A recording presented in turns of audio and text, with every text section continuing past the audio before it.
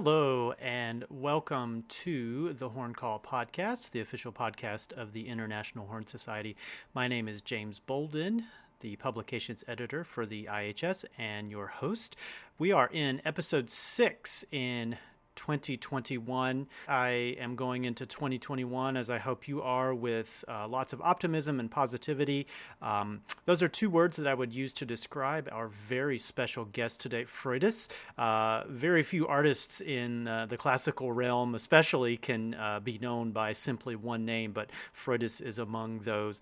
She needs very little introduction, and I don't want to take too much time away from our interview that you're about to hear. We had a wonderful discussion. We talked about her recent book, Collected Writings, which is just a wonderful addition to the pedagogy and, inspirational and motivational library for horn players and all musicians. I think she's a brilliant musician, very creative, very personable. This was I'm kind of embarrassed to say this, but this was actually my first time meeting her online or virtually. My first time speaking with her, and we just had a delightful time.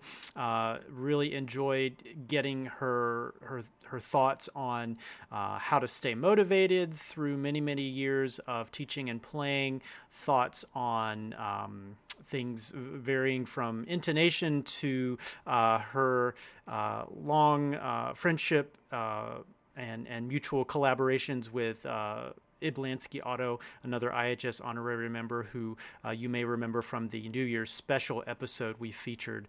He unfortunately passed in 2020, and we honored him with our New Year's special episode.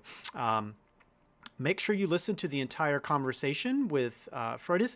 At the end, there's some special archived audio from her 1982 performance at the International Horn Symposium in Avignon. This is a very famous recording of Bujanovsky's España from his 4 traveling impressions.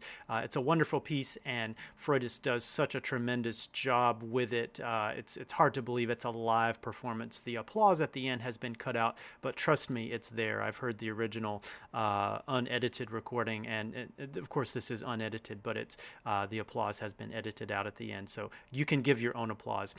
Without further commentary from me, here is my discussion with Frøydis.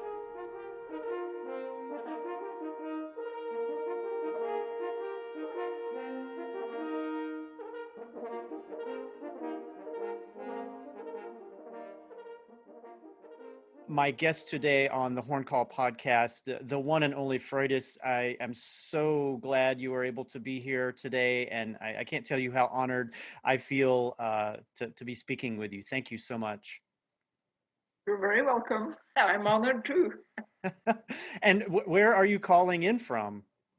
Well, I'm at home in Oslo, Norway. Okay, so it's what did we worked out the time difference? It's about, was it 8 hours or something? From Louisiana, I think so. Yeah, it's 4 o'clock now here. Yeah, so my day started. I was working with some high school students online. I was not able to be in their high school classroom, but we did this thing, the Zoom thing, and it was okay. It was not like being there.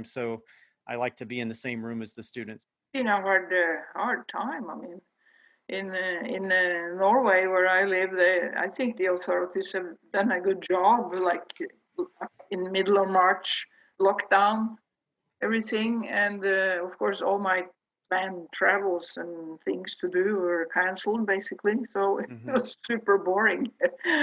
but then I got on with my book, so I'm really happy about that. I think that would be a great place to start, and I've been reading it. So good for you. It's fantastic. So this is your second book. This is called Collected Writings, and could maybe give us just a little bit of an overview of the book. Now, there's already a fantastic interview in the British Horn Society magazine, which I read, and that's an excellent description of your book. And I think every horn player should have both of your books on their shelf, teachers and students, professionals. But maybe just talk a little bit about, and there's quite a bit of time between your first book and this one, so you have a lot of experiences to bring to this book, and real world and life experiences as well. So maybe tell us a little bit about Collected Writings. Yeah, it's between the first book and now I have been writing. I have been writing some articles for various journals about professional things, in the field. And I've been writing notes for my students because I like to write and try to explain things, and also to save time in the lessons, because people, they can play the lesson and time flies, and then they have this issue, and I'm thinking I gotta explain it better. So then I write stuff, and then already 10, 15 years ago, I was starting to think I should collect these articles. And then, of course, I have things to do, and so it just didn't happen. And then this pandemic happened, so I was like, okay, I gotta get something to do. So, and I was very pleased to get the help of Marilyn Boncois. She was a great editor. And critical, why do you write it this way? Oh, excuse me. She was right. I mean, 99.9% of the time. Even the title we argued about, because she collected writings. I said, what? It's nothing. People won't understand what it's about. It could be anything. And she says, oh no, your name says it all. And I was like, wow, I feel good now. So, but anyway, so when I finally got it in my hand, the book, I realized it was really heavy. It's small. It's not very big. It's 60 pages or something, but it's heavy duty, serious stuff, So I was almost thinking, not for students, only for teachers, only for professionals. But of course, if you read it one article at a time, slowly, it could be interesting for students as well. I mean, it is interesting. It's just that it could have been more drawings and more stuff in it. But it's serious. But then there's a little humor at the end. You probably caught that.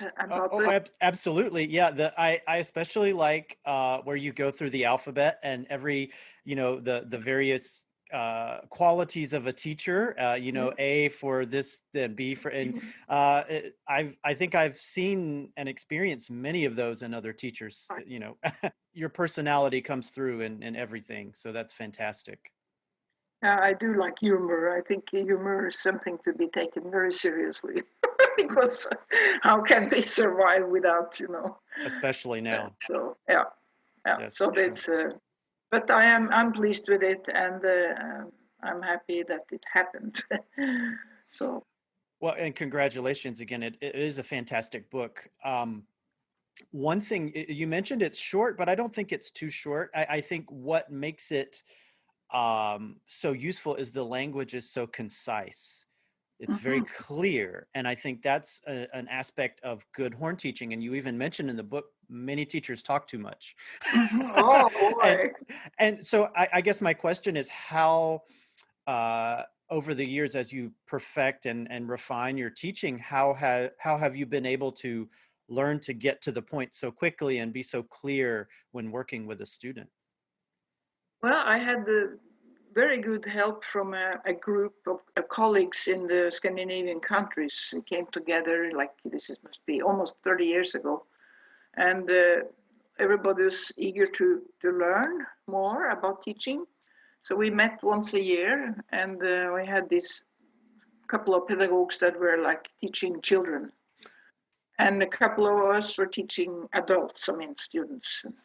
And so there was a lot of interaction between us, and we could pick up stuff that they did that could be very useful for the adults.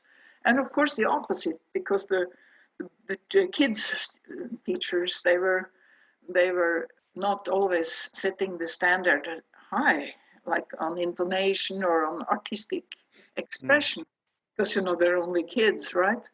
But you look at string players and pianist teachers, the kids, they don't just play the piece, they play the piece, you know. they learn really these artistic tricks early in the easy repertoire. And also, if there's somebody gifted, they let them try the harder stuff relatively early, and so that they don't get the fear, you know, oh, this piece is too hard for you. And well, some pieces are too hard, but I mean, so anyway, and the worst thing that we did for me was that we agreed to send in a videotape of our own teaching. And then we met and we had to write out the dialogue in English because our colleague from Finland is not so strong in Norwegian or Swedish. So we wrote it out, you know, and I wrote the dialogue. I only listened to the audio, the sound. Mm-hmm. I didn't see the gestures and whatever. So it was like this, you know, Frøydis, blah, blah, blah, blah, blah, blah, blah, blah, blah, blah, blah, blah. Student. Mm-hmm. Frøydis, blah, blah, blah, blah, blah, blah, blah, student. Okay. And Frøydis, blah, blah, blah, blah. It was incredible. It was terrible. So I recommend for everybody to do it, you know. And then, of course, when I saw the video, it was a little better because there were gestures and there were interaction without words. But they call it dialogue, but certainly it was a monologue, you know. Mm-hmm. So it's really takes attention to oneself, you know, to how can I say this in the simplest way, or how can I just focus on one element? Mm-hmm. And maybe mention a couple of elements and just like this, we need to fix maybe here, but for now, let's focus on whatever. Mm-hmm. You know? Knowing what to leave out and what to, that makes, well, and I think that's an aspect of a good conductor as well. As absolutely. One that is clear and can explain what they want in as few words as possible. Yes, absolutely. They all talk too much, or some of them. No, you're absolutely right. And it's an art form. I mean, but when you say that my language in the book is concise, thank you for that compliment. But you know, I am a foreigner to the English language. That's part of it. I don't know so many academic words. Oh, so, but your English is fantastic. Well, it's amazing. Not academic. It's not, you know. It doesn't need to be. No, it doesn't need to be. No, that's the thing. It really doesn't need to be. It can be simple, you know. And language, I believe, it's both. It can be an art form, but it's also functional if it gets the job done. Yeah, you're right. Your English is much better than my Norwegian. Yeah. Well, that's probably true. But coming from small countries, you know, I mean, in my time, I had to learn 3 languages in school outside of my own. So English, German, French, and of course, it's been coming in handy when I travel. Right. Yeah. Well, and then I was gonna say something else about the book. It's incredibly positive, and I think it's such a good time for it to come along because. You know, I think at first we all hoped that this would be over in a few months, 6 months, and now it doesn't, you know, I mean, who knows? We're just trying to live day to day and try to get the most out of whatever situation we're in. And I think, you know, your positivity throughout your career in the face of some discouragement and discrimination and you know, all of those things that could make one very bitter. I'm curious how you've stayed positive through all of your career. Yeah, I think it's partly in the DNA. I have like they talk about dogs, you know, that some dogs are friendly, more friendly than others, or more happy than others. I don't know. So no, and also of course we talked about discrimination. I cannot complain too much. You know, I had my share, but nothing like some people, and nothing for being a woman. Well, I don't think so anyway, and I've chose to ignore it if there were such occasions.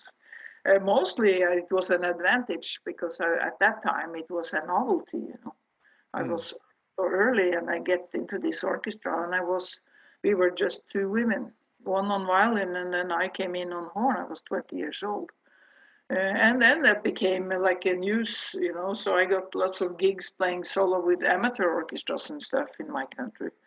And my colleagues moved down and said, you should play for her, you should play first, which I have written about in that article about aging. Mm-hmm.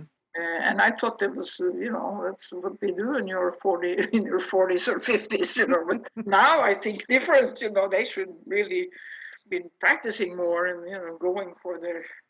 So no, I've had some private stuff, but I think everybody has something, Mm-hmm. and it's as they say, it's not how's that in English? How you have it, but how you take it. Mm-hmm. It's what you make of Yeah. it. Yes. Yeah. And one thing I didn't write in the book, I think in the orchestra, it's very easy to become negative or cynical.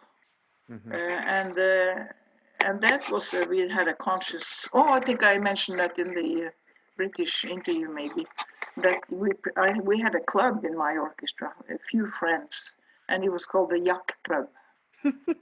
And the idea of the club was to not become a member. Ah. But we knew who the members were. Mm-hmm. Work, yak, complaining about the conductors and the repertoire and the salary and the car insurance. And, Mm-hmm. it's a lot to complain about. So we decided we had to protect ourselves, to stay healthy and not because negative influences can be strong. And so we were like, if somebody was like yucking away in the coffee break, we were like, look at us, running for president. I love that. I love Yeah. that. And that makes so much sense. And it is true that, and I've found this in my career, that surrounding yourself with positive people is the best way to remain positive. And you shouldn't be mean or to anybody, but you find a way to maybe not be around those people who are so negative all the time. Right. It's actually a little bit the same with nervousness, I mean, I've been to a lot of these International Horn Society workshops, especially in the beginning. I came back every year. It was because they asked me. And there was some occasions with some colleague, I remember especially one who was so nervous and he was showing me, I got a sore on my lip, It was like stressing the whole room. And I decided, the best way to deal with this, escape to the ladies' room.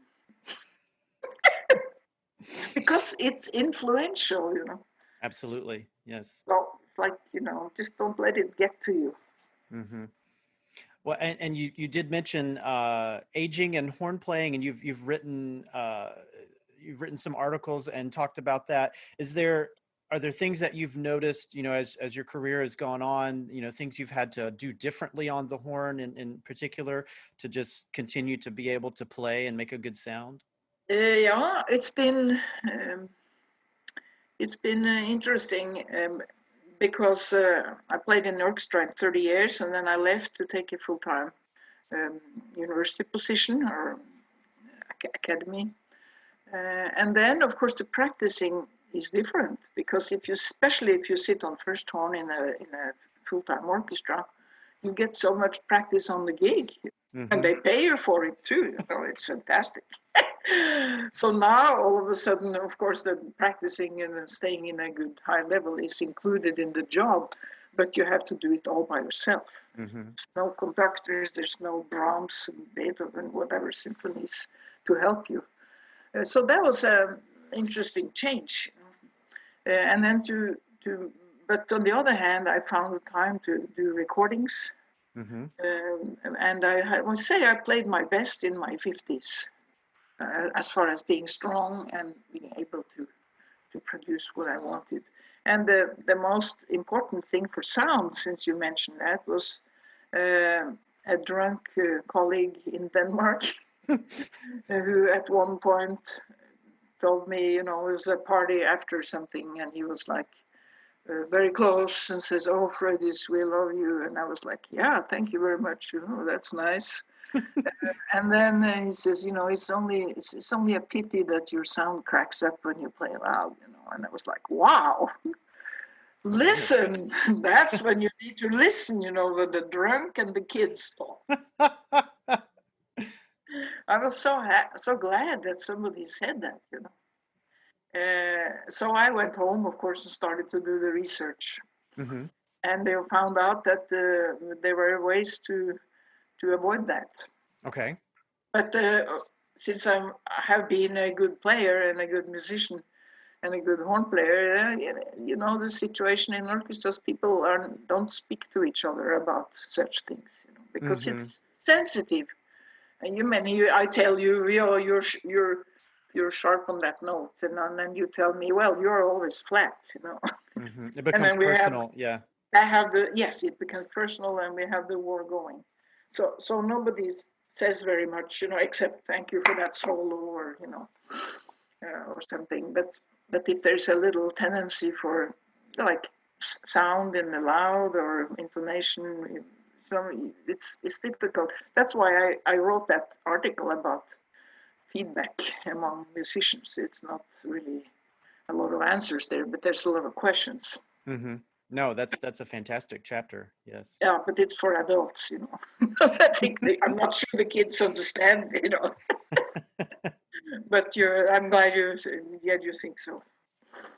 No, and I guess the other question too is, I find myself talking to my students, especially during this pandemic, about staying motivated, about, they start to question, well, why am I doing this? What's even the point if we can't have live performances? And I try to be as encouraging as I can. And I would love to hear your thoughts on staying motivated personally, and then helping students stay motivated.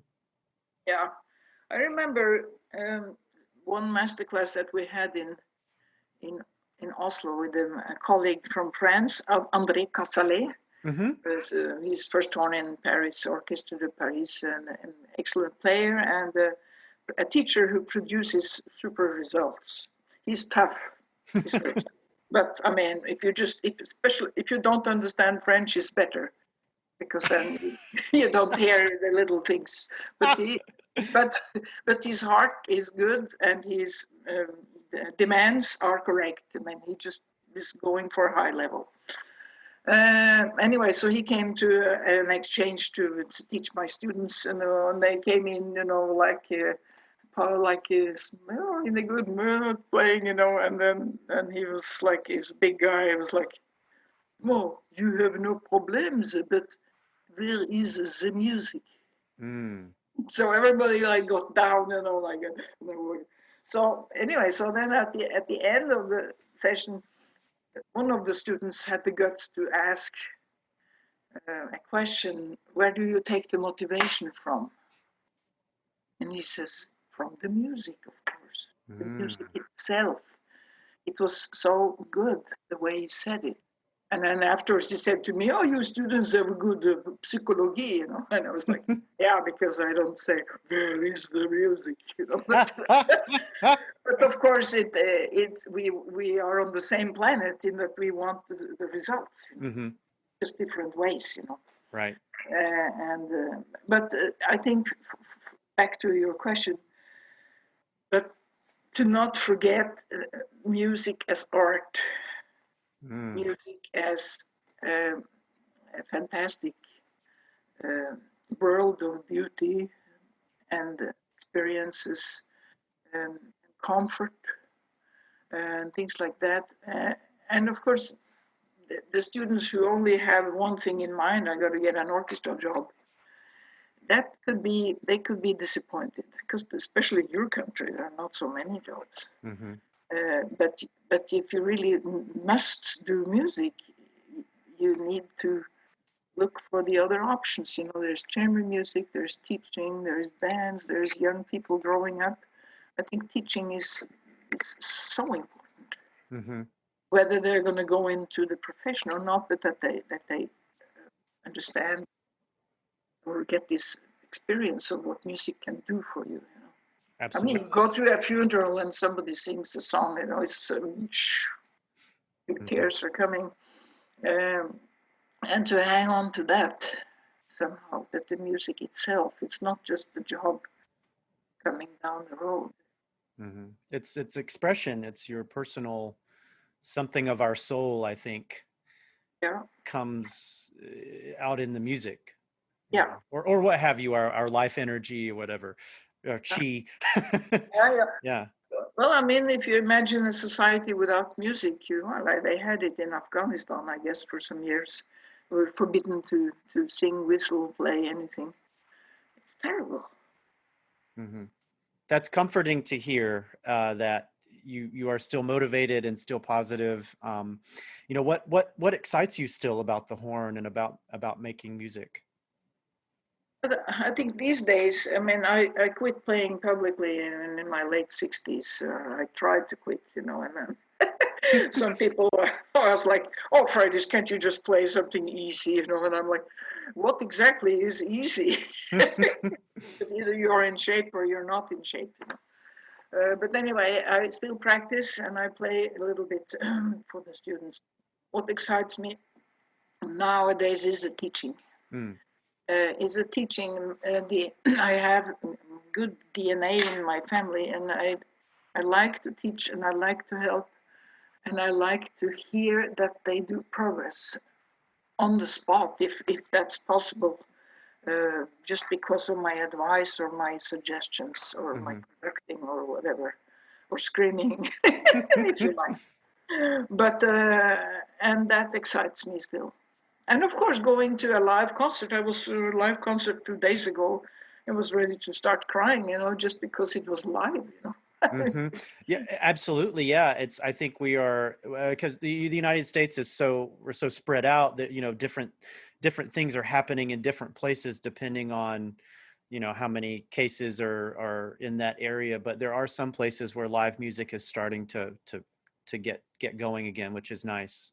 Yeah, and they start to with smaller things, as chamber groups and a little bit sit apart, but there's a lot of good music out there for smaller groups. Yeah, yeah, absolutely. I wanted to ask you about, you wrote such a lovely remembrance of Ib Lansky Otto for this would be in the February issue of the Horn Call. We recently lost him. He's an honorary member of the International Horn Society, a very well-known soloist and clinician, and you have a personal connection to him. Is there anything you might like to share about your relationship with him and his importance to the world of horn playing and to you as a horn player musician? Yeah, he was a great inspiration, when I first met him and heard him play, because he had already developed such control, but also such courage to take chances. And chances on dynamic stuff and on rubato agogic stuff, and he really made a difference. He was so inspiring. But as a person, we were so close, like brothers sisters, as the years went by, that we could really speak to each other about stuff. Mm. I mean, he had a recording out of a piece. I don't want to say which piece anyway. And then we talked about that, and I said, yeah, but your intonation isn't exactly 100% of my taste. And he got really shocked. This is sort of like the Danish drunk Danes who said to me, your sound could be better. And he was like, really? Really?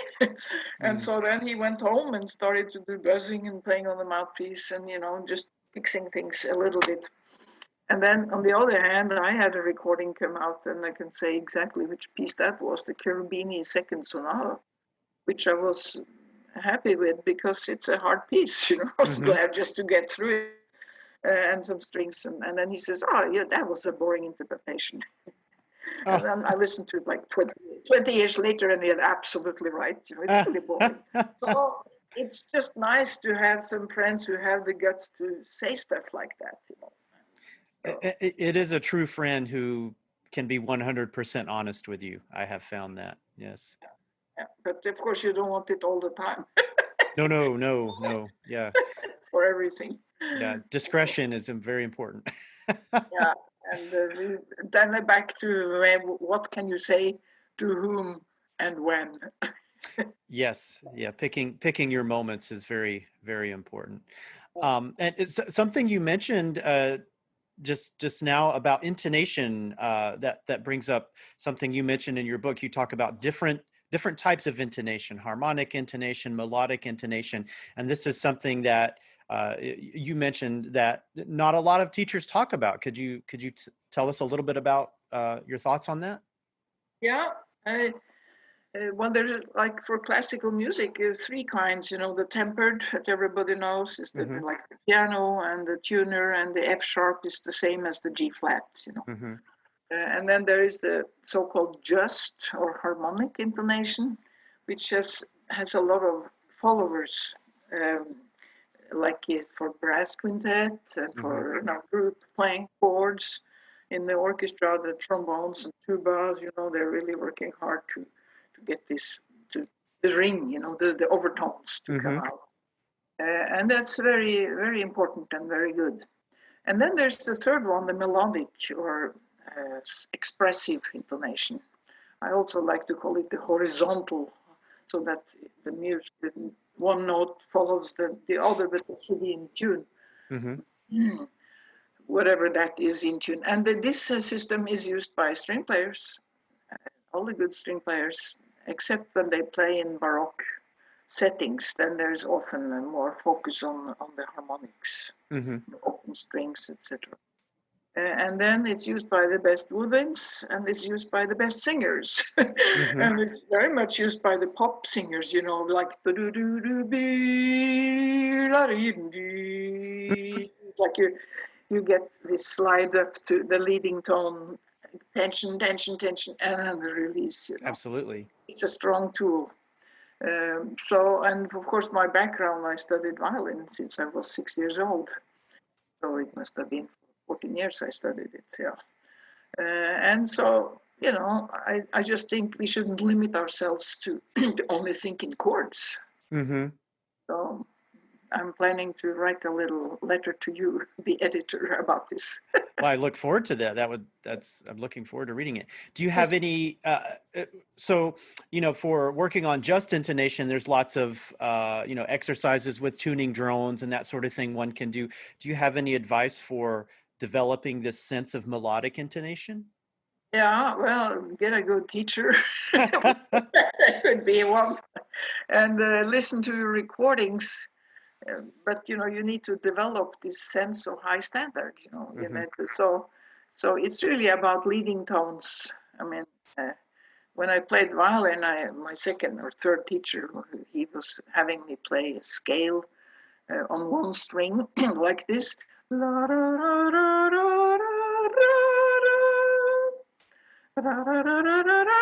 so that the B and the C, the two last notes, would be the same, but they will be played with two different fingers. Oh. Oh, so the faster you played it, the more this second to last note became a B, but a very sharp B. Mm-hmm.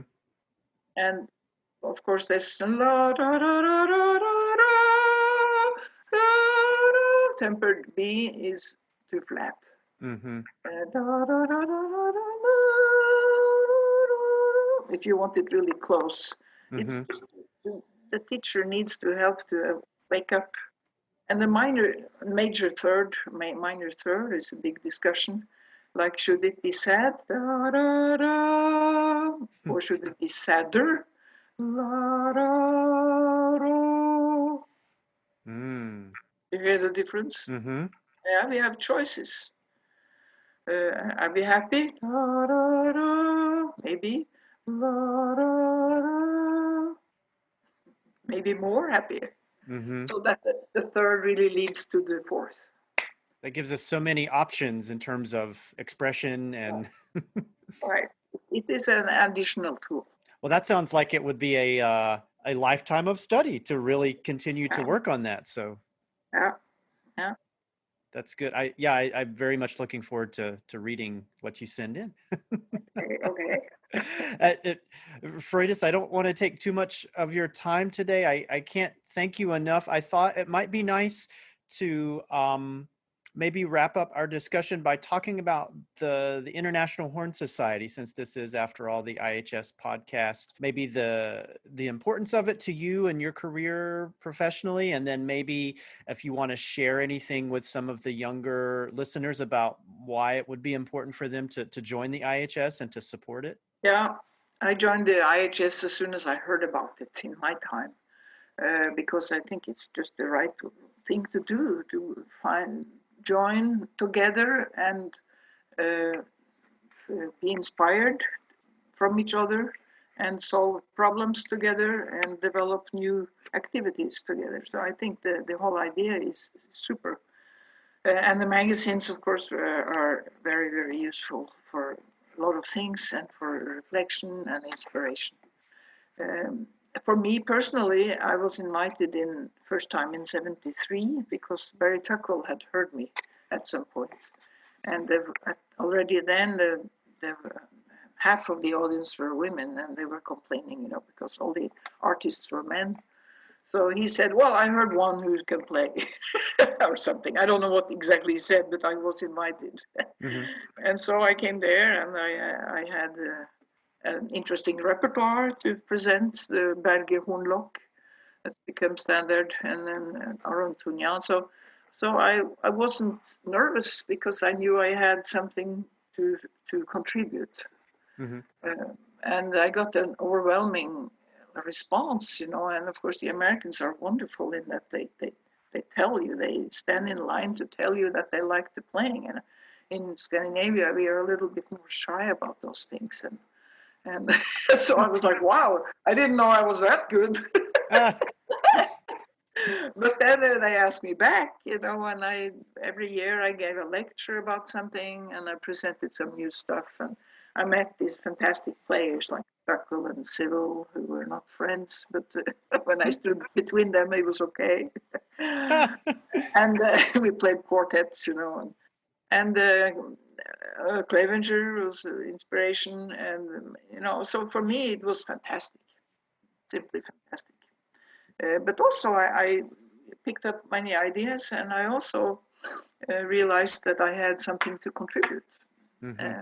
With I've been focusing on commissioning pieces and getting new repertoire, and doing, not just play another Mozart CD.